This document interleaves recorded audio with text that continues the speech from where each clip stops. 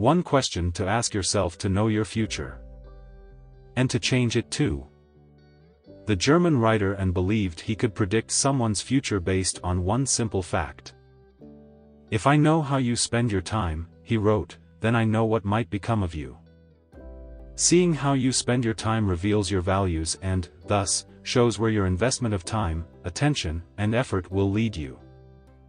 The trouble is that too many of us spend too much time distracted rather than focused on the things that matter.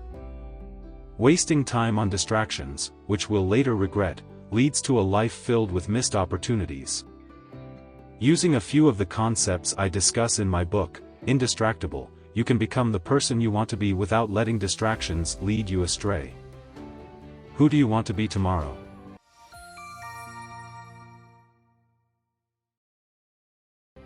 Either way, the best way to draw up a draft of who you want to be is to home in on the characteristics you want to embody, also known as your values. According to Russ Harris, author of The Happiness Trap, values are how we want to be, what we want to stand for, and how we want to relate to the world around us. People make time for what they want. For example, one of my values is to be a caring, fun, and involved father to my daughter. These values then act as a roadmap to becoming your ideal future self. You can use them to guide you toward the activities that help you fulfill those values. To support my value of being the father I want to be, I created a system with my daughter. Every week, we randomly select from a jar containing pieces of paper with a fun activity scribbled on each, and then we do that activity. By consistently putting in this time to be fully present with my daughter, I feel confident that I'm becoming the kind of father I hope to be. Listing your values and the activities that push you to meet them reveals any gaps between how you spend your time and who you want to become. Let's say you want to be an author. Unless you're spending time writing regularly, it's all but guaranteed that you won't publish much. You have to make time for it or it won't happen. Dedicate time to your future self. Too often, people don't make time for their values. They let outside influences like external triggers bulldoze how they intended to spend their time or allow internal triggers to drive them to distraction. But here's the thing, your life in the future isn't going to look the way you want it to unless you take control of your time and attention.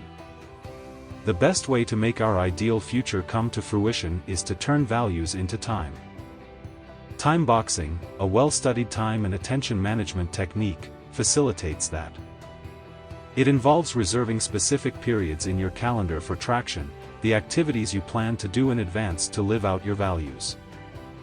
Knowing exactly what we should be doing each day and when we plan to do it helps us fight distractions and create a timeline for achieving goals. Unlike checking something off a to-do list, using a time-boxed calendar enables us to learn how long different tasks take us.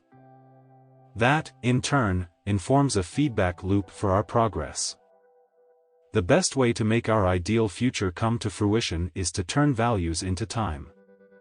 So, if you have a goal to write a book, putting that on a to-do list is a recipe for never getting it done. But if you timebox 30 minutes a day for writing, you can track how much progress you make in that time and do some simple math to get an estimate of when you might complete the first draft. Once you've realized that you generally write 200 words in an hour, for example, you can calculate that it would take you about 200 hours to write a 40,000-word manuscript. That's actually not much considering the average American spends nearly 5 hours per day watching videos. When it comes to living the life, and the future, you want, making sure you allocate time to living your values is the best thing to focus on. Plan your time and your future is in sight.